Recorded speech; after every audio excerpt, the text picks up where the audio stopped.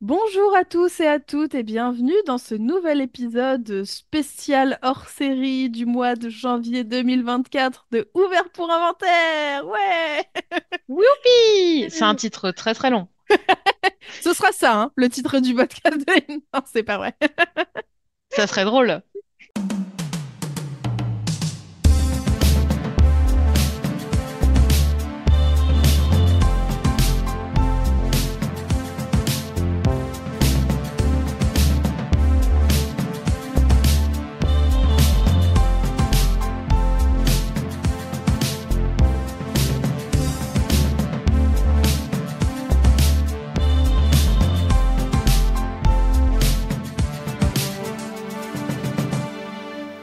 Les films, ça sert à ça, à apprendre à vivre, à apprendre à faire un lit.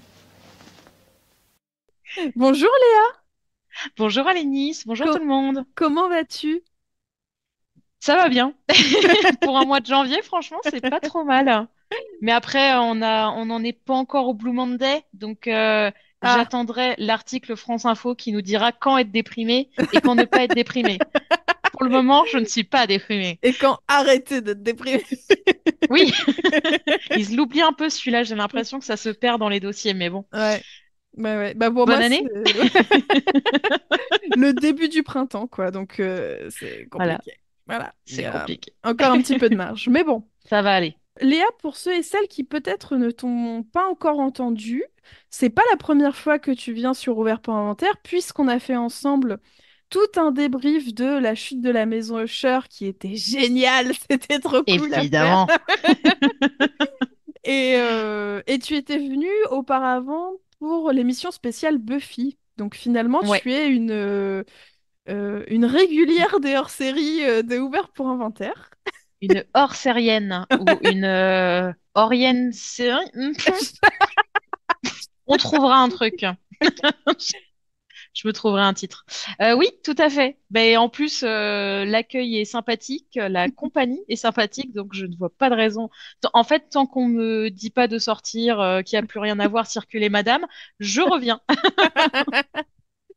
Et ça tombe bien parce que aujourd'hui, on va parler d'un film qu'on a été voir au cinéma. Et pour les auditeurs et auditrices, il faut savoir que Léa et moi-même, on fait souvent des... Enfin, depuis plusieurs années maintenant, en fait, qu'on se connaît, Ouais, et qu'on n'habite pas plus forcément dans la même ville, on fait et non. souvent des petits coups de Discord où on se raconte un petit peu ce qu'on a vu au ciné récemment ou en film et tout. Donc, c'est assez logique qu'on fasse ça ensemble. Est-ce que tu veux nous présenter le film dont on va vous parler un petit peu aujourd'hui?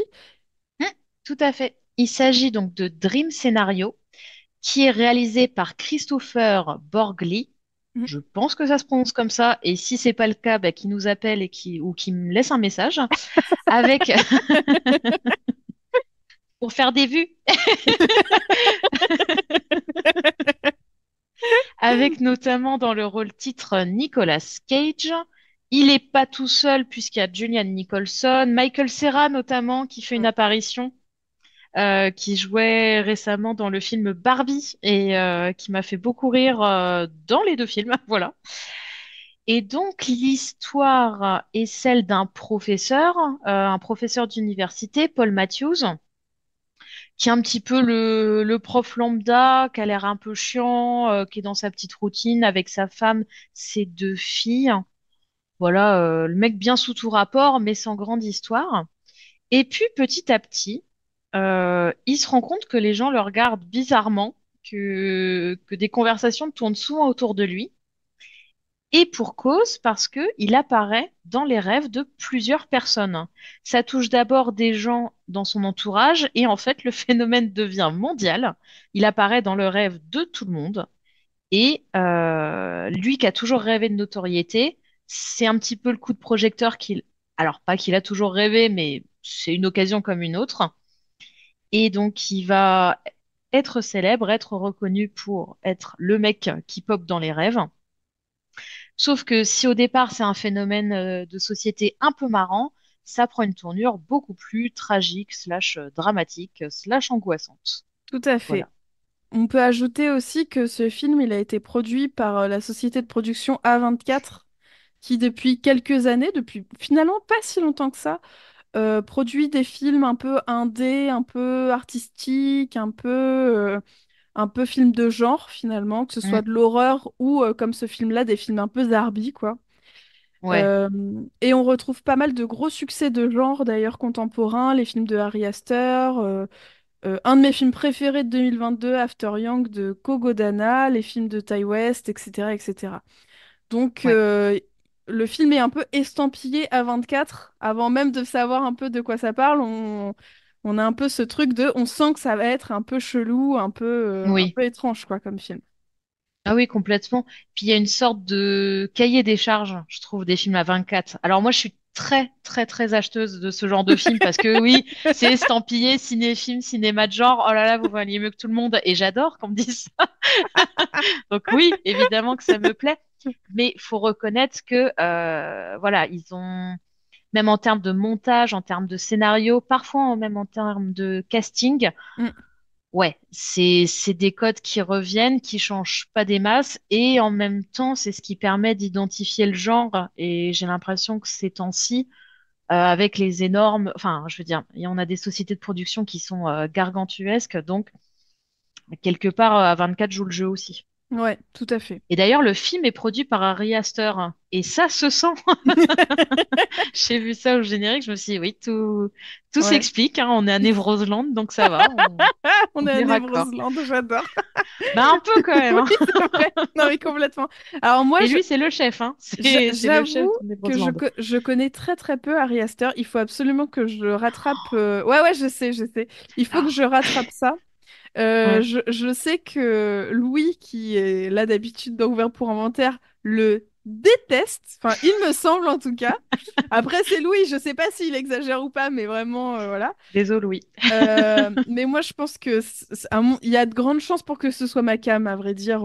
Donc, il faut Mm. vraiment que je rattrape ça. Surtout qu'il y a quelques-uns de ces films qui sont dispo sur Prime Video, sur Canal+ et tout. Donc, il y a Et moyen d'autant de... qu'il a des courts-métrages qui sont disponibles sur YouTube. Il a commencé par les courts-métrages et s'est très vite fait repérer. Et bon sang, comment c'est le malaise, Ah ouais? les courts-métrages. C'est génial, hein. Mais oh là là, il avait déjà bien géré ses thématiques, Ouais, le petit bonhomme. ok. Et son premier film, si je dis pas de conneries, c'est Hérédité. Et moi, ça reste un de mes films d'horreur préférés de toutes années confondues, hein. Pour moi, c'est brillant. Ok, Voilà. d'accord. Bon, bah écoute, il faut vraiment que je me fasse ça. C'est sur ma liste, je crois que c'est sur ma short list des films à voir en priorité en plus. Youpi. Donc Comme ça, voilà. on fera un hors-série cinéma de Harry Astor. Grave, franchement. Mais franchement, Il y avec a de quoi plaisir faire, hein. parce qu'en plus, et puis il y en a pas mal qui sont trouvables relativement facilement, donc Oui, ça peut carrément se faire. Mais on n'est pas sur Ari Aster, c'est mais vrai. sur Christopher Borgli, qui a, alors j'ai regardé, je vous avoue, mes infos c'est Wikipédia, mais qui est le réalisateur de Drib et Sick of Myself, donc c'est seulement Mm. son troisième long métrage. Je ne connais rien du tout des deux premiers longs métrages, je les ai pas vus. Euh, Et il me semble que, si je dis pas de bêtises, je crois que Nicolas Cage aussi fait partie de la production du film. Oui, Donc vraiment, on sent que dans ce film-là, il y a vraiment un jeu sur l'aspect euh, pop culture même de Nicolas Cage. Les mêmes, pour ceux ouais, qui ne savent pas, c'est des images qu'on s'envoie pour se faire des blagues. Je ne saurais pas trop comment l'expliquer, mais... euh, euh, ou soit avec un texte, soit sans, c'est pour donner une émotion ou une impression ou ce genre de choses, quoi. Et Nicolas Cage a été, enfin, est depuis un petit moment une des figures de proue des mèmes, quoi. On retrouve souvent son visage, justement, dans ces mèmes. Donc Mm. là, il y a vraiment un jeu sur ça euh, avec, comment dire, tout son jeu d'acteur. C'est-à-dire que vraiment, Ouais, parfois, il a une tête de même. Enfin, il a une tête de Nicolas Cage qui fait une tête pour être se retrouver sur Internet, quoi. ouais, Et complètement. il y a une scène dans le film. Alors, je vous avoue que je l'ai vu il y a pas si longtemps, mais je me souviens plus de tout. Enfin, c'est un des points un peu négatifs du film, c'est que je le trouve assez oubliable, Mhm. malheureusement. Mais par contre, il y a quelques scènes qui m'ont fait mourir de rire. Et il y a une scène au tout début du film où il revoit une de ses anciennes collègues qui a écrit un livre, qui va sortir son livre, et lui est dégoûté parce qu'il n'a pas sorti son livre. Mais on se rend compte en fait qu'il a finalement rien fait pour sortir ce livre. Il n'a pas commencé à Il a l'écrire, pas donc de livre. il n'a pas de livre. Mais il est quand Ouais. même hyper jaloux de pas être le premier à l'avoir sorti. Et pardon, et il s'entraîne à pencher la tête pour lui serrer la main. Et vraiment, c'est un truc que je fais maintenant dans ma vie personnelle avec mon copain parce que ça nous a fait mourir de rire juste de le voir. C'est pas du tout radiophonique comme explication, mais vraiment, Non, voilà. mais je vois. En fait, ce film-là, c'est une façon pour Nicolas Cage de se réimprimer dans notre inconscient collectif et de C'est nous ça. obliger à faire des choses ou à dire des choses. Ouais. C'est un gourou, en fait, hein. C'est ça, faut le dire. Non, mais oui, bah, de toute façon, Nicolas Cage, pendant longtemps, ça a été une caricature, entre guillemets, de Ouais. lui-même. C'est-à-dire qu'il prenait que des productions très fauchées ou du direct ou DVD, des choses comme ça, parce Mm, que le bonhomme a flambé sa carrière en flambant tout son fric. mm, Et il a eu énormément de dettes à son actif. Il a fallu rembourser et puis arrêter d'acheter des hélicos. Enfin, il a acheté des trucs invraisemblables. mm. Donc, il a arrêté à peu près ça et il a accepté beaucoup de projets qui l'ont rendu un petit peu ouais, ridicule. Ou... Il a toujours eu un jeu particulier, je Mm. trouve, même dans des productions entre guillemets sérieuses. Mais ouais, il y a quelque chose chez lui. Il y a toujours un moment qui dérape, quoi. On pourrait dire qu'il cabotine, mais je trouve que c'est même pas forcément intentionnel chez lui. Ouais. Et là, c'est intéressant parce qu'il y a un propos très méta dans le film, Mm. à savoir que oui, on a tous et toutes une image très caricaturée de Nicolas Cage, et là, c'est un peu ouais, cette sorte de fantôme de mème ou ouais, de fantôme de caricature qui revient et qui montre bah, le côté clown triste, parce que Ouais. c'est vrai qu'on s'est beaucoup foutu de sa gueule, et bon, bah, derrière cet homme qui cabotine, il y a aussi un petit cœur qui bat, j'imagine. Bah, et puis, je trouve que vraiment un des points très forts, c'est que dans ce film, alors je trouve qu'il joue très bien. Et Mm, qu'il a beau avoir cette tête ou parfois ces expressions où tu sens que ça pourrait être une image d'internet un peu pour l'utiliser pour un usage comique, on va dire. Néanmoins, il joue vraiment un personnage assez touchant et assez humain, même dans ses travers, c'est-à-dire le fait que il n'ait pas écrit une ligne de son livre, mais que il soit jaloux, son rapport à sa famille, à sa femme, et son rapport aussi à cette espèce de notoriété qui lui tombe dessus, mm. où il sait pas trop comment le prendre au début, il est à la fois hyper content et à la fois perdu en fait. Dans tout ça, je trouve que c'est assez ça rend l'intrigue et ça rend le personnage assez intéressant, quoi. Ouais, complètement. Et c'est l'anti-héros aussi. Je trouve que il a, il est pas présenté sous un bon jour en Mm, soi, ce personnage de Paul Matthews. Et en même temps, c'est intéressant parce que oui, c'est la caricature du prof de fac qui a toujours voulu écrire et puis finalement, il a jamais pris le temps de le faire, donc il devient prof parce que c'est la voie rapide entre guillemets. C'est pareil, on sent que dans son couple, comment dire, il y a, ils sont dans leur zone de confort, mais comment dire, il prend sa femme et ses enfants un peu trop pour acquis, mm. comme tout cinquantenaire qui se respecte. C'est clair, Et ouais, c'est un petit peu le Pacha qui a toujours voulu devenir quelqu'un et qui brutalement devient quelqu'un, sauf qu'il mm, sait pas quoi en faire de cette notoriété. complètement. J'ai trouvé le principe intéressant. Mm, mm. Et c'est une Qui m'a, notoriété qui est basée sur du vide aussi, qui est pas basée ouais, sur quelque chose qu'il a fait, c'est au contraire quelque chose dont il est pas du tout, enfin, il est pas du tout acteur de cet événement. Et même à l'intérieur de cet événement, en tout cas dans la première partie du film, il ne fait rien. Il est juste mm, présent, mais il y a rien qui se passe, quoi. Il y a pas il y a pas d'action. ouais. Bah d'ailleurs, c'est une belle métaphore, en gros, de cette notoriété qui maintenant peut toucher n'importe qui via réseaux sociaux, Mm, notamment. C'est-à-dire que là, Paul Matthews, il apparaît dans le rêve de tout le monde, mais il ne fait rien. mm. Tu l'as dit, ouais, il pop de nulle part, il se balade et c'est tout. Mais en fait, ça en fait un phénomène incroyable. Et justement, on a tous ces gens du marketing qui essayent d'en tirer profit et Ouais, de faire en sorte que ça devienne une image commerciale. Ouais, c'est vraiment une métaphore de la carrière de Nicolas Cage. ouais. Mais il se présente un peu en victime alors que bon, il a bien abusé du système quand même.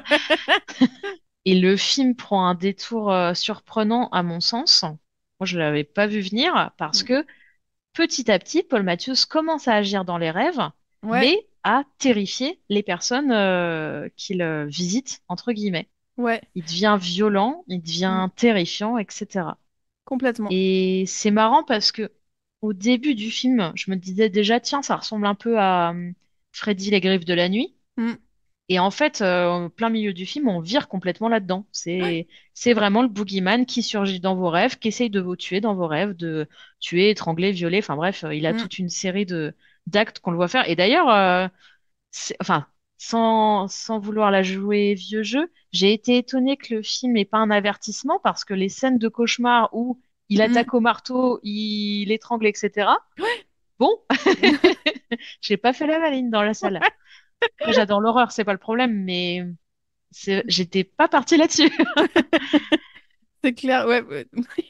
Il y a une scène qui fait à la fois peur et à la fois hilarante. C'est quand il se met à courir avec un grand sourire aux lèvres dans la chambre de sa fille. Et il Oui, court oh, à grandes enjambées. En fait, il marche très vite. Et c'est. ouais. Enfin voilà, c'est à la fois effrayant, à la fois drôle à voir parce que tu te dis qu'est-ce qui se Qu'est-ce qui se passe? Ben, c'est bien parce que le film donne ce côté étrange que tu ressens dans les rêves, hein, où passe. il y a un côté très absurde quand tu rêves, où si tu te posais 5 minutes, tu te dirais, mais c'est ridicule ce qui est en train de se passer. Mm. Et en même temps, c'est une sorte d'inquiétante étrangeté de j'aimerais en rire, en même temps, ça me fait un peu flipper. Exactement, ouais, ouais, c'est exactement ça. Et tu l'as dit, effectivement, avant du coup qu'il ait ce virage négatif dans le film, que les gens commencent à faire des cauchemars avec lui, il va dans une espèce de start-up de médias, on va dire, Mm, et il rencontre, pardon, ces gens du marketing, dont Michael Cera, qui joue un peu le dirigeant de la start-up. Et je me suis dit, c'est drôle parce que ce personnage je le vois finalement assez peu dans des films et à chaque fois que je le vois, c'est vraiment, il a une image soit un peu geek, soit un peu d'éternel adolescent. Il a pas vraiment, enfin, je crois pas l'avoir vu vraiment dans des films où il joue un adulte qui fait des trucs bah non, mais il normaux, enfin, vieillit tu pas vois. en même temps, Michael Cera, c'est son problème, c'est physiquement. Ouais. Bah ouais, ça reste un ado, quoi. Donc Mm, maintenant, c'est bien parce qu'on lui donne le rôle de start-upper qui sont aussi des grands gamins dans leur tête. Donc, quelque part, c'est raccord. On a réussi à lui trouver un métier d'adulte où tu t'agis comme un gamin, donc tant mieux pour lui. Mais c'est vrai qu'il est cantonné à ses rôles soit grand benet, soit grand geek. ouais, exactement. Mais il joue bien. Bon. Mais j'allais Donc, dire, t'es quand même toujours hyper contente de le voir. Et ouais. d'ailleurs, alors moi, c'est un truc qui m'a un peu laissé de côté. Peut-être qu'on va pas tout spoiler non plus parce qu'on a déjà spoilé une partie, mais à un moment, on voit aussi l'acteur qui joue Greg dans Succession. Alors, je me souviens plus de son nom, je suis désolée. Je vais pas vous le retrouver maintenant, mais c'est très très drôle parce que déjà dans la série Succession, il joue un peu ce personnage du mec qui est hyper opportuniste, qui est là. On Hmm. sait pas vraiment s'il bosse, on a l'impression qu'il fout pas grand-chose. Il veut juste être là au bon moment, au bon endroit. Et là, c'est un peu ce qui se passe dans le film. C'est le gars, tu sais, Ouais. avec les bagues. Enfin bon, bref. D'accord. Oui, je vois, parce que j'ai pas vu Succession et c'est mal et c'est sur ma liste. Ah, Oui, je Succession. sais. Je sais. Mais donc voilà. Et j'ai noté du coup parce que je me suis dit, ouais, c'est vrai que Nicolas Cage, il a fait pléthore de films, quelques-uns très bons et d'autres qui sont des nanars absolus. Et en fait, Dream Scenario, c'est son 98e long métrage, sans Dieu. compter les séries télé, les courts-métrages et tout le reste. Juste de films, enfin de longs métrages, c'est son 98e. Ça fait 42 ans de carrière, 98 films. Donc effectivement, c'est vraiment c'est impressionnant. Et Et c'est à tu te peu près la dis, seule fois où je trouve qu'il joue juste. Ce qui est rassurant pour tous les acteurs et actrices qui veulent se lancer, ouais, croyez en vos rêves. c'est clair, c'est Oh clair. là là. Et Mais ouais, non, globalement, t'en as pensé. Enfin, t'en as pensé quoi? Disons que ça t'a plu, ça t'a mis mal à l'aise. Alors, j'ai beaucoup aimé le... Alors moi, j'aime bien les films à concept. Déjà, Hmm. j'avoue, j'aime bien, même quand c'est pas forcément tenu jusqu'au bout, ça me plaît plutôt bien. Euh, Et aussi, j'ai beaucoup aimé le début du film. Hmm. L'esthétique, comme tu dis, l'inquiétante étrangeté, tu comprends pas trop ce qui se passe. Euh, Il y a quelques scènes dans le film qui m'ont fait extrêmement rire parce que je suis un gros bébé. Je Donc pense que tu voilà, penses à la même scène que moi bien et j'ai sûr, éclaté de rire. De toute façon, on était quatre dans la salle, donc j'ai pas gêné grand monde.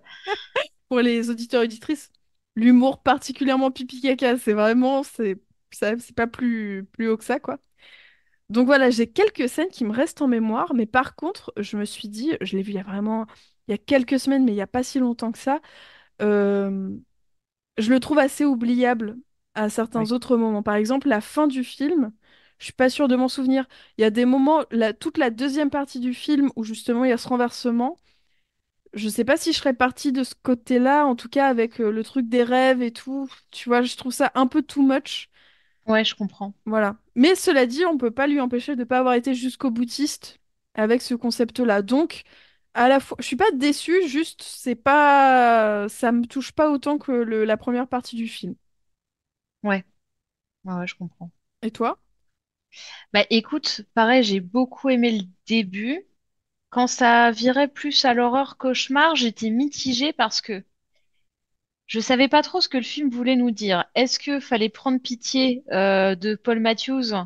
Mais il y avait un côté contre cancel culture qui me plaisait moyen en Mm. disant mais bon sang, mais tous ces gens veulent me supprimer, veulent m'annuler alors que je suis gentil. Regardez, je suis un homme blanc de ça. Enfin bref, un peu la caricature si tu veux, mais je me disais mais pourquoi le perso... Enfin, je veux dire évidemment. En plus, pour le coup, à un moment, il rêve que lui-même s'attaque et il voit à quel point c'est terrifiant pour les personnes Mm. et jusqu'au bout, il veut pas entendre ça. Et Ouais, ça m'a un petit peu gênée parce que c'est notre personnage principal, donc t'es censé, mine de rien, t'identifier à lui. Et ouais, je savais pas trop sur quel pied danser. Enfin, ouais, j'avais peur que ça se termine encore plus mal que ça, ce film. Et bon, ça va. Mais de l'autre, je me disais, oui, c'est en même temps, c'est paradoxal parce que, ouais, il les attaque dans les rêves, mais en soi, il fait rien. Mais Mm. en même temps, les autres, ils sont quand même traumatisés. Donc, dans ce cas-là, Ouais. qu'est-ce qu'il faut faire? Arrêter, continuer, arrêter, continuer. Bref, Mais je ça va savais parce pas qu'il trop. il aurait une belle carrière en France. C'est ce Oh, que la dit le. balle perdue! Ah, c'était brillant. À un moment, Michael Cera lui dit qu'en gros, ils vont faire publier son bouquin ou je sais plus quoi, mais ils vont le faire plutôt en Europe et particulièrement en France où la cancel culture est complètement. Enfin, l'anti-cancel culture est complètement acceptée dans la société, quoi. Donc on est un peu en mode ouch! Ah! Oui, d'accord! Oh non, mon écho! Ouais. Ouais.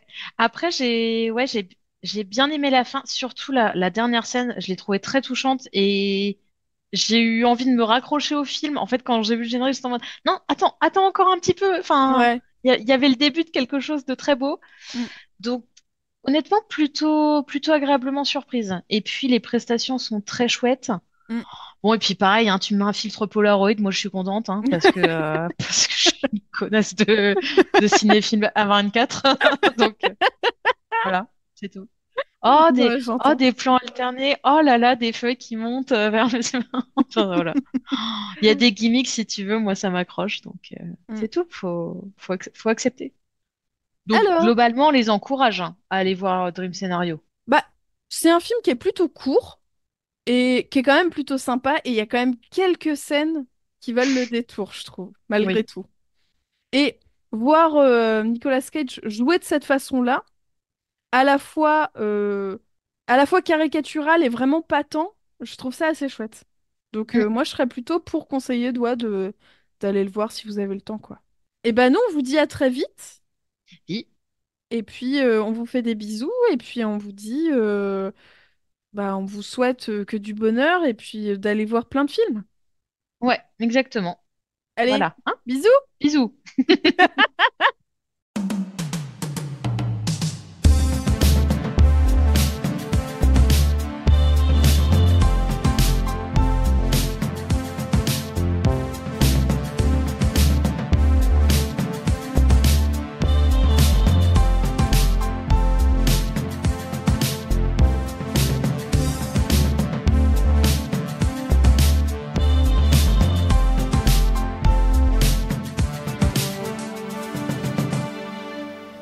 films, ça sert à ça, à apprendre à vivre, à apprendre à faire un lit.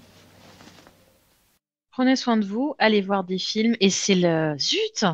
C'est pas quelqu'un qui dit ça déjà sur YouTube? Je suis sûre que j'ai cité quelqu'un. Attends, je suis en Je vais train dire de autre réfléchir. chose. Prenez soin de vous, allez faire des films.